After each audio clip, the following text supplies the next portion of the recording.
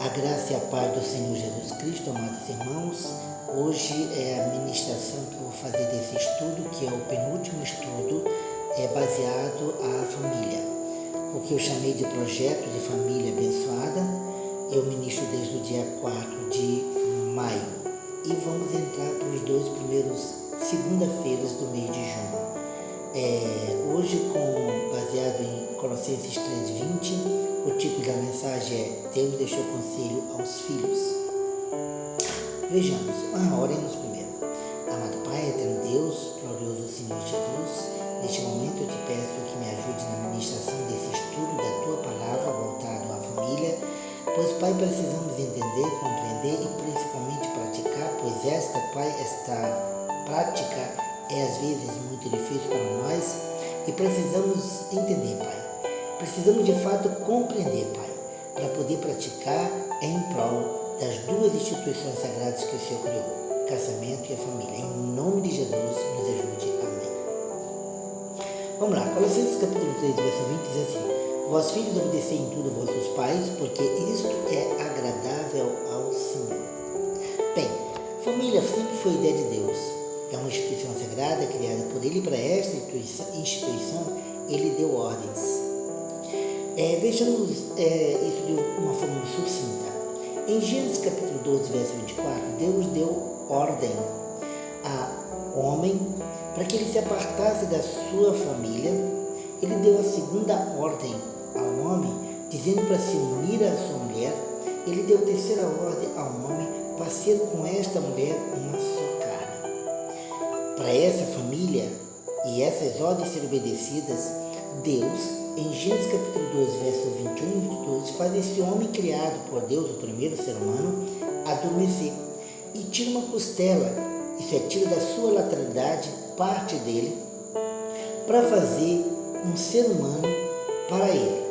Em Gênesis capítulo 12, verso 18, é esta retirada da sua lateralidade, um osso, Deus criou uma mulher idônea, para ser companheira idônea ao homem já criado, Adão. Em Gênesis capítulo 1, verso 28, Deus deixa 3 ordens iniciais a esse casal. Agora a ordem não é mais ao homem só, a ordem é ao casal, a família instituída. E as ordens são: frutificai, multiplicai-vos e enchei a terra. Vamos ver esses 3 verbos que são chamados de verbos ordenativos de Deus. O primeiro verbo é o verbo frutificar. Ele, no dicionário, tem como significado dar fruto, produzir, resultado vantajoso. Esse termo, resultado vantajoso, nós podemos pegar exatamente entendendo que os primeiros descendentes daquela família tivemos um fruto vantajoso chamado Abel e um outro fruto que não era vantajoso chamado Caim. O fruto vantajoso deveria se multiplicar, que é exatamente o segundo verso, o segundo verbo alternativo, que significa aumentar a quantidade, produzir muito, propagar. Só que um dos frutos que veio a frutificar, que é do primeiro casal, o descendente, um deles era invejoso e simplesmente impediu a continuidade do fruto que era vantajoso. Isso nós olhamos em Gênesis capítulo 4, verso de 1 a 10. E o fruto vantajoso, agora podemos entender fruto como o termo filhos nesse contexto, porque em Salmo 127, verso 3 diz assim: os filhos são herança da parte do Senhor e fruto da velhice o seu galardão. Como o segundo fruto não vantajoso, Caim, impediu que o fruto vantajoso, Abel, se multiplicasse, não permitiu que ele desse continuidade, não gerasse descendentes, Deus providenciou um terceiro fruto, este sendo vantajoso, e é exatamente o fruto chamado Sete, Gênesis capítulo 4, verso 25 ao verso 26. O terceiro verbo é o verbo encher. Aqui nesse verbo, o terceiro verbo alternativo, que significa ocupar espaço, ser conteúdo de alguma coisa, aqui se cumpre exatamente o desejo de Deus com relação às ordens iniciais que foi dada ao casal, que é frutificar e multiplicar. A intenção era encher a terra que Deus havia construído, os animais que Deus havia colocado na terra, os seres humanos também deveriam se multiplicar e encher essa terra.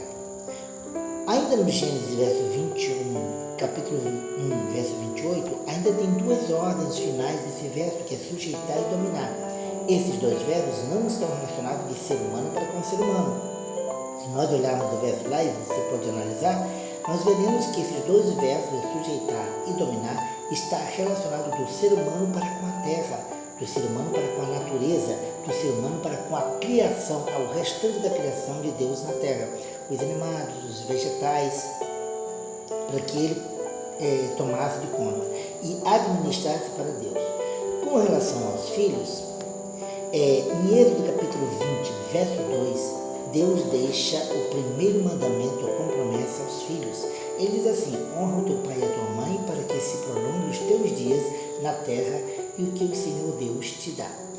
Esse foi o primeiro mandamento de Deus aos filhos, aos seres humanos. A partir de Adão, todos seriam filhos uns dos outros, que foi um mandamento com promessa. Agora, analisemos um pouquinho.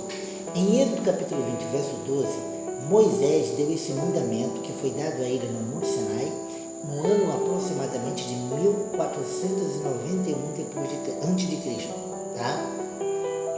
Em Efésios, capítulo 6, verso de 1 a 3, Paulo repete esse mesmo mandamento do ano 1491 antes de Cristo, ele repete no ano 60 depois de Cristo. O verso diz o seguinte, verso 1, vós filhos, sede obediente a vossos pais no Senhor, porque isto é justo. Honra o teu pai e a tua mãe, que é o primeiro mandamento com promessa, para que te vá bem e sejas de longa vida sobre a terra. A distância de tempo entre o primeiro mandamento, Êxodo 20, 12, em 1491, e o segundo mandamento, é o mesmo mandamento que é em Paulo, em Efésios 6, verso de 1 a 3, 60 depois de Cristo, dá um total de aproximadamente 1551 anos de distância entre um tempo e outro.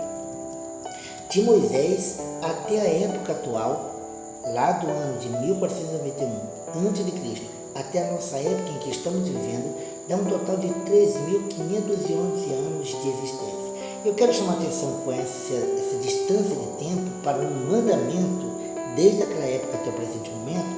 É só para fazer uma pergunta: será que esse mandamento é tão importante? Porque se ele é importante para Deus, deve ser importante para nós, porque o tempo de existência, ele continua existindo, ainda é valorosa na sua palavra, deve ser valoroso para nós também. Um detalhe, eu quero chamar exatamente por esse tempo, exatamente esse mandamento, sobre a lei da repetição. Eu já havia falado antes e vou repetir. A lei da repetição é quando Deus repete algo em sua palavra em vários livros da Bíblia Sagrada, em vários lugares diferentes, com personagens diferentes e com tempos diferentes. A própria palavra, a própria explicação aqui foi falado que em tempos diferentes. Um é o tempo de Moisés, o tempo de Paulo, e é valioso consequentemente para nós. Isso significa o seguinte: se tal mandamento se repete na palavra de Deus, se é porque é importante para Deus. E se é importante para Deus, deve ser prioridade e importante para nós o detalhe de honrar os pais. A expressão honra teu pai e a tua mãe, em Êxodo capítulo 20, verso 12, ele se repete em toda a Bíblia 6 vezes. Nós vamos ver ela rapidamente de forma sucinta também. A primeira vez, como já foi falado, Êxodo capítulo 20, verso 12, em 1491 a.C., Deus havia acabado de dar esses mandamentos a Moisés no Monte Sinai. Para que Moisés descesse do monte e entregasse em 2 tábuas os 10 mandamentos que viria, digamos assim, dar toda uma direção para o povo. Moisés tinha aproximadamente 3 milhões de pessoas com ele, 3 ou 2 milhões de pessoas com ele ali no deserto. E Deus escolheu Moisés para dar esses mandamentos lá no Monte Sinai, para descer e dar ordem, entregar esses mandamentos ao povo, para que o povo se direcionasse, tivesse uma direção de como que eles deveriam viver dali para frente. A segunda vez foi em Deuteronômio capítulo 5, verso 16. Esta época, da primeira para a segunda, foi no ano 1451 a.C. Exatamente 40 anos depois. Moisés já estava 40 anos no deserto com o povo, orientando, e nesse final desses 40 anos estava chegando próximo da terra prometida, a terra de Canaã, a terra que Deus havia prometido. E Moisés, por um problema que aconteceu no período dessa viagem, Moisés desobedeceu a Deus, não levou em consideração a forma como ele falou para que ele falasse à multidão. E por causa desse ato de Moisés não foi agraciado de entrar na terra prometida. Mas ele repetiu o mandamento, todos os 10 mandamentos, né? Inclusive esse mandamento é sobre honrar pai e mãe. No terceira e na quarta vez que essa repetição da palavra honra teu pai e tua mãe é mencionado, já é nos anos entre 30 a 33 depois de Cristo. Isso é, na época do ministério de Jesus Cristo. Isso está em Mateus capítulo 15, verso 4 e Marcos capítulo 7, verso 10. Jesus, ele foi questionado pela tradição dos anciãos de lavar as mãos. E Jesus repreende os anciãos, repreende aquele povo que o pergunta por causa de não lavar as mãos, que era a tradição deles, simplesmente porque que eles quebram o mandamento de Deus, o mandamento de honrar pai e mãe. Ele diz porque é o seguinte, os anciãos tinham guardado a oferta para Deus, e essa oferta, em certa situação, os pais poderiam estar precisando da ajuda dos filhos, que tinham em mãos uma condição financeira para ajudar os pais na sua necessidade. E não o ajudou porque disseram que isso aqui é oferta corban, é do Senhor. Não posso ajudar o Senhor, meu pai, e nem o Senhor, a minha mãe, porque é oferta de Deus. Com esta tradição humana, uma interpretação do homem daquela época, simplesmente ele estava quebrando o mandamento de Deus e criando um mandamento humano, fazendo uma interpretação totalmente ilegítima da palavra de Deus. Engraçado é que em 1 João capítulo 4, verso 20, o apóstolo João fala da falta de amor e de hipócrita também, né? Ele diz assim, se alguém diz, eu amo a Deus e odeio ao seu irmão, é mentiroso, pois quem ama ao seu irmão, quem não ama a seu irmão, a qual vê, está relacionando-se, não pode amar. Como é que pode dizer que vai amar a Deus a quem não vê? Como você pode ter um relacionamento, digamos assim, não amistoso, um relacionamento desconfigurado segundo a vontade de Deus, um relacionamento de ódio com relação ao seu próximo, e dizer que ama a Deus quando o seu próximo você não ama? Já que o seu próximo, segundo Gênesis capítulo 1, verso 26, foi feito imagem e semelhança de Deus tanto quanto você. E aquele mandamento de Deus, lá em Mateus capítulo 22, verso 39, que é o segundo, na realidade, segundo mandamento de Deus, segundo grande mandamento de Deus, amar o próximo como a ti mesmo. Como fica diante disso? E Jesus, simplesmente, em Mateus capítulo 15, verso 8 e 9, Marcos 7, versos 6 e 7, Jesus fala aos fariseus o seguinte, este povo me honra com os lábios, mas o seu coração está longe de mim, em vão me adoram ensinando doutrinas que são preceito de homens, dizem que amam a Jesus, dizem que amam a Deus, deturpando da palavra o ensino que Deus deixou e colocando a sua interpretação. Como é que podemos amar ao Pai se nós deturpamos o mandamento dele? A quinta vez foi em Lucas, capítulo 18, verso 20. Aqui, Jesus é indagado por um certo jovem rico sobre a vida eterna. E ao Jesus perguntar e apontar para esse jovem rico alguns mandamentos ali, ele diz que desde a sua mocidade tem que cumprir esses mandamentos. Mas quando Jesus diz para ele, te falta uma coisa, doa tudo e segue-me. Nesse momento, ele se condói porque simplesmente ele idolatra as suas finanças, o seu dinheiro. Ele está preso à riqueza. Se a gente olhar para o outro texto, ele está preso a mamon, né? E simplesmente não consegue. Na sequência, Jesus explica que é muito difícil um rico entrar no reino dos céus. A sexta vez que aparece essa expressão honrar pai e mãe está em Efésios capítulo 6, verso 2, que é exatamente quando Paulo está ensinando a igreja alguns ensinos cristãos à família. Ainda falando dessa passagem de Efésios 6, de 1 a 3, no verso 1, nós olhamos duas palavras bem interessantes, a palavra obediência e a palavra justo, porque lá ele diz que é agradável ao Senhor obedecer ao Pai, justo ao Senhor obedecer ao Pai. Quanto ao termo obediência, que significa submissão completa, sujeição, ato ou efeito de obedecer, aqui nós encontramos aquela submissão falada da esposa à mulher, né? Aqui a submissão dos filhos está exatamente na obediência aos seus pais, que é uma forma de cumprir o mandamento, o primeiro mandamento da promessa, que é honrar pai e mãe. E isso é agradável a Deus. Em 1 Samuel 15, verso 22, o profeta Samuel fala ao rei Saul: o Senhor tem tanto prazer em holocaustos e sacrifícios, como que se obedeça à voz do Senhor? E diz que obedecer é melhor que sacrificar e atender do que a gordura de carneiros. Em João capítulo 15, verso 14, Jesus fala sobre obediência da mesma maneira aos seus discípulos. Diz assim: vós sois meus amigos, se fizerdes o que eu vos mando. Se nós fazemos o que Jesus Cristo manda em sua palavra para nós, não somente somos amigos dele, como estaremos obedecendo a ele.